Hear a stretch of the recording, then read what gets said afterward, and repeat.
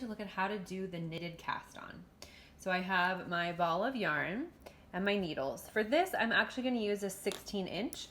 You could use a 24. I just don't happen to have one here with me, so I'm going to use a 16 inch. So the first thing you're going to do is create a slip knot. So you really don't need a long tail for this one. You're going to go ahead, place that tail over the top of your fingers.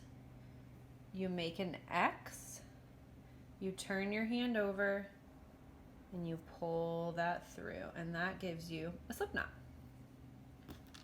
Okay, so we'll put that on our needle.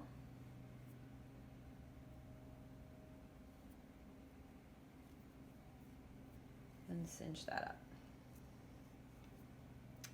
Okay, now when we're doing the knitted cast on, we're going to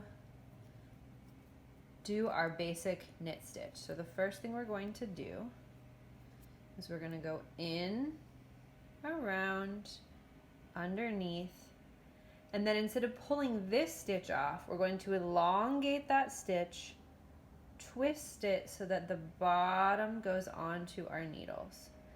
Now my needle is already in the position to knit, so I'm just going to bring this to the back, wrap that around, pull this through, elongate, twist it so that the bottom of the stitch is going onto my needle, and do it again.